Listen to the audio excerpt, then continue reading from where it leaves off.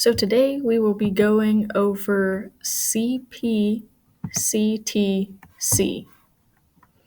Here in a second, I'll let you know what that means. So first, let's cover a little bit of vocabulary and review a little bit from the previous section of notes.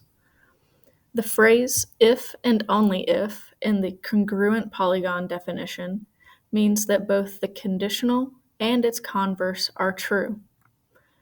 Now you have to think back from, I believe it was topic 2, had our conditional and converse statements. A conditional statement is an if-then statement. So using the congruent polygon definition, the conditional statement would be, if the corresponding parts of two figures are congruent, then the two figures are congruent. The converse is the opposite of the conditional, or you're switching P and Q. So instead, you would say, if two polygons are congruent, then their corresponding parts are congruent. This leads us to the CPCTC, which means corresponding parts of congruent triangles are congruent. Or again, CPCTC.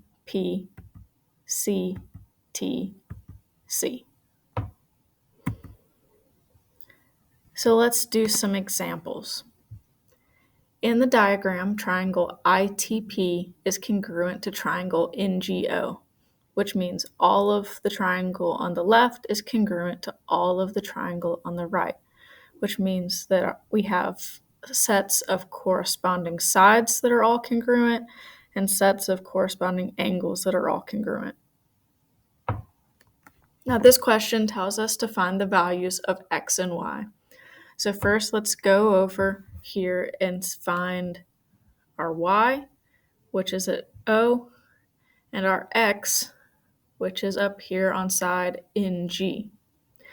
Now, you can see that x is in an equation with a y variable, so we should find the y variable first. We're going to set this up in a small proof to show how we can find y. So first things first, we can see that angle O is congruent to angle P. We know this because of our corresponding parts of congruent triangles are congruent, or the CPCTC.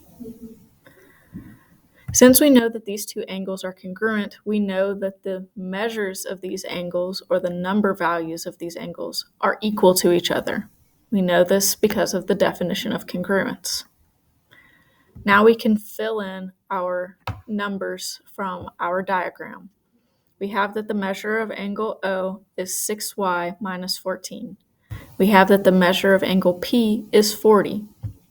So we can substitute those number values in for the measures of our angles.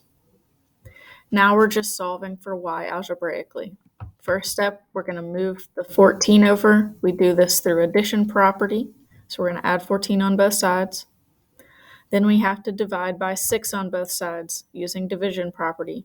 So we get that y equals 9. So now that we have y, we can find x.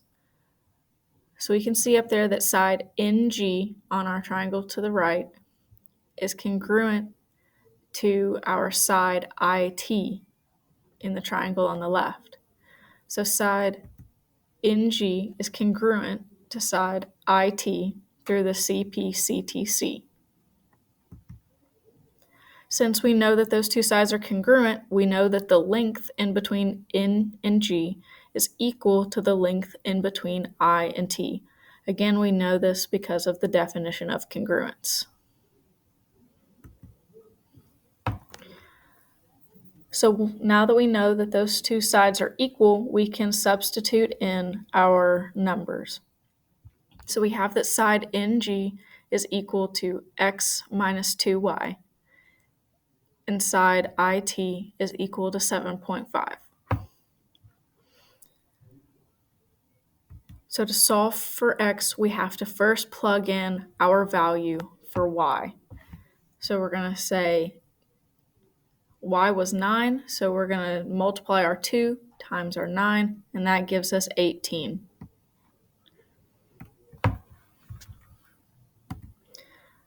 Then all we have to do is add our 18 over, and that gives us x equals 25.5.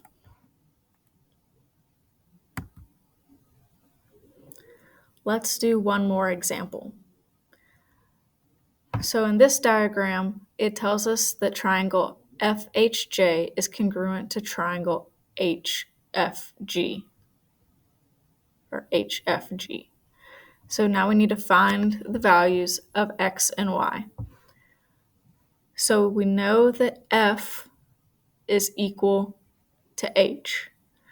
Since we know that these two things are congruent or equal to each other, in order to find x, we can just say 6x plus 8 equals 35.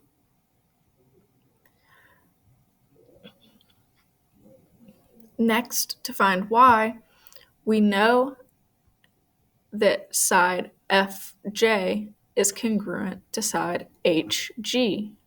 We know this again because of our congruence statement up here. So to find y, we can say 2y minus 3 equals 2.5.